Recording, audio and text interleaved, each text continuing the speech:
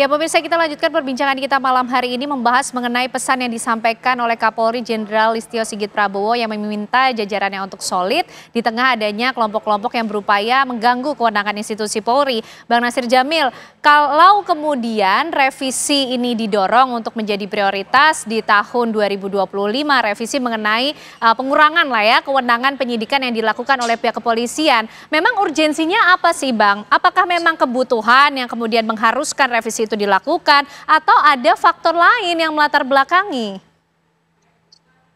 Ya, sebenarnya perubahan ini kan mengikuti perkembangan dan dinamika hukum yang ada di dalam negeri, ya, dan juga ingin kemudian menselaraskan dengan hukum pidana kita yang sudah kita selesaikan.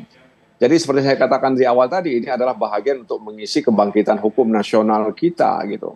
Nah, karenanya tidak ada dalam benak kami, ya termasuk saya, terkait dengan mengurangi penyidikan yang hari ini menjadi kewenangan kepolisian.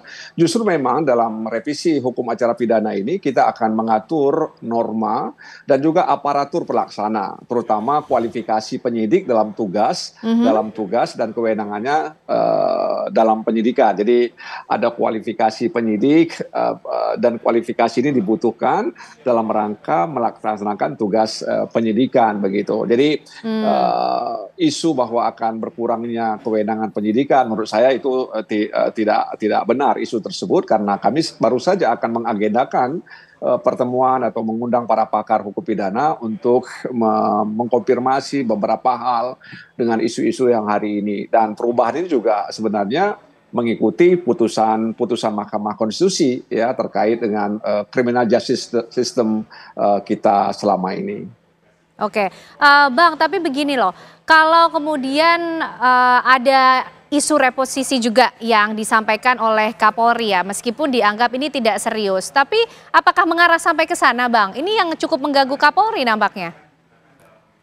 Tidak akan mengarah ke sana, ya, tidak akan mengarah ke sana karena seperti yang katakan tadi bahwa hukum acara pidana itu lebih ingin menerangi ya jalannya hukum peradilan pidana kita, ya, mulai dari jadi intinya sebenarnya revisi ini juga ingin melindungi hak asasi manusia tersangka, ya, jadi kita juga harus memberikan perlindungan melindungi hak asasi tersangka dalam proses peradilan pidana kita, mulai dia ditangkap, mulai dia ditahan, ya, sampai dia diadili di depan majelis hakim begitu, sehingga kemudian hukum acara pidana ini benar-benar memberikan cermin bahwa negara kita ini adalah negara hukum itu menjadi panglima, ya, jadi beberapa persoalan terkait dengan profesionalitas penyidik ke depan itu memang harus benar-benar mendapat perhatian dari DPR dan pemerintah. Oke, Pak Roni, ini hukum acara pidana yang nampaknya masih akan dikaji ulang, nanti ada revisi di beberapa poinnya. Padahal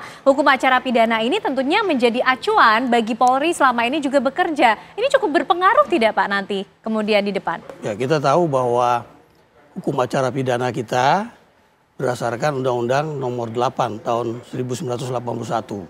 Itu kan sudah cukup lama ya. Ada hal yang berkembang terutama dengan disahkannya Undang-Undang Nomor 1 tahun 2023 tentang KUHP. Ada beberapa rumusan yang mungkin perlu menyesuaikan dengan rencananya akan dilaksanakannya KUHP yang baru.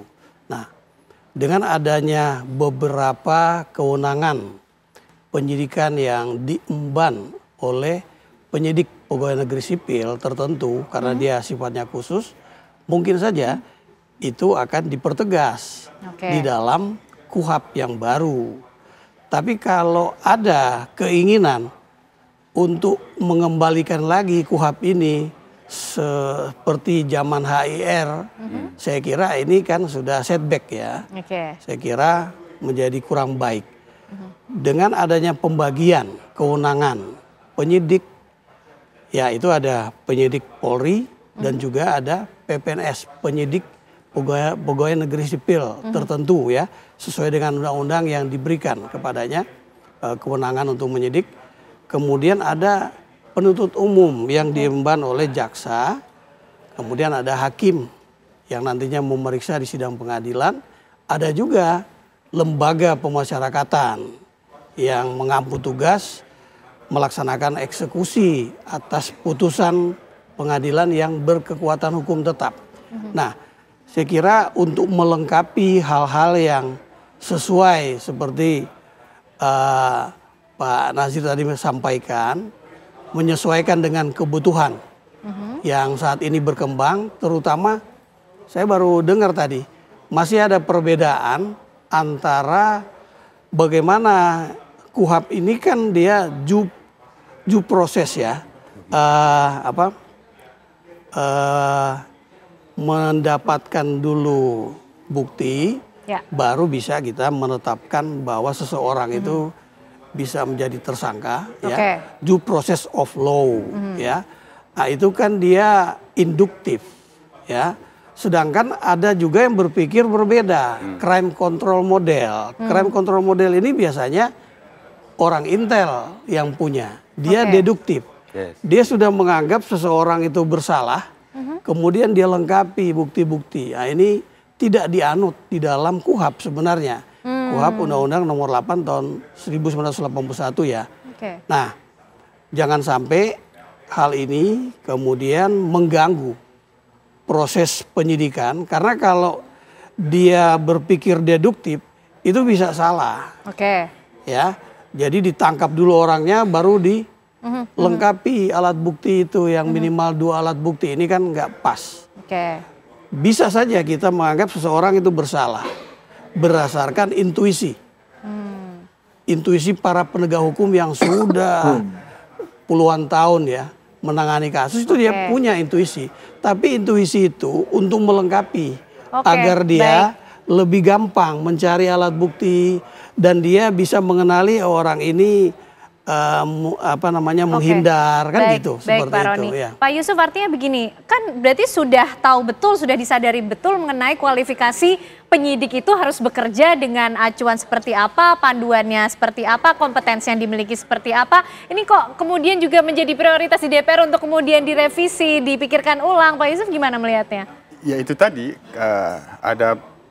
tadi sudah mengarah kita sebenarnya apa yang dimaksud pemikiran-pemikiran yang mengganggu kewenangan Polri itu salah satu hal yang sangat penting mendapat perhatian kita ya soal kewenangan penyidik, ya, penyidikan. Nah, tentu kami Kompolnas kan selain daripada berfungsi sebagai pengawas, kita kan memberikan usulan arah kebijakan kepada Pak Presiden. Soal pemikiran-pemikiran ingin melakukan perubahan terhadap penyidik, kaitannya dengan kewenangan penyidik yang dimiliki oleh Polri, yang itu ingin melakukan perubahan di dalam KUHP, memang kita sudah mengumpulkan informasi dan data-data kaitannya dengan pemikiran-pemikiran yang ingin dilakukan usulan perubahan. Nah, tadi sudah disampaikan oleh Pak Roni, salah satu usulan perubahan itu mencoba ingin mengembalikan sebelum KUHP. Sebelum KUHP itu penyidik tidak dilaksanakan, bukan pada Polri.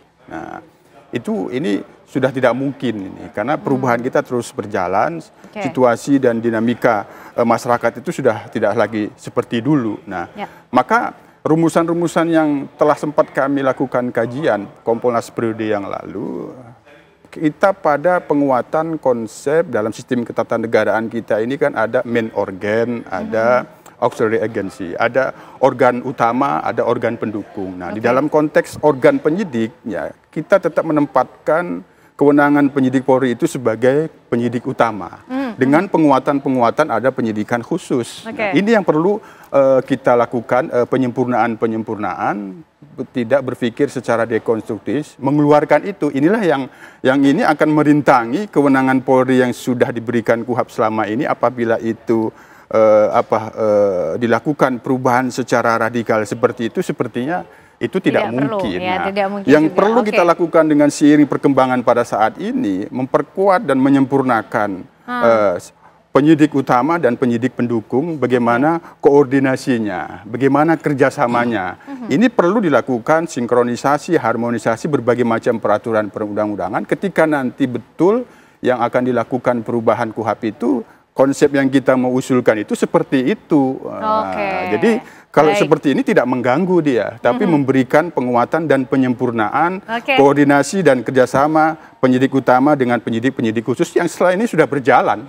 Oke, baik, kita ingin tahu juga pandangan dari DPR. Kalau tadi Kompolnas juga sudah mengusulkan beberapa poin. Sebenarnya yang dibutuhkan penyempurnaan, Bang Nasir Jamil, mungkin tidak mengurangi kewenangan penyidik dari Polri, karena sebenarnya itu adalah penyidik utama ya Polri kalau di hukum acara pidana begitu. Tapi dijawabnya nanti ya, Bang Nasir Jamil. Sesaat lagi pemirsa kami kembali hadir untuk Anda.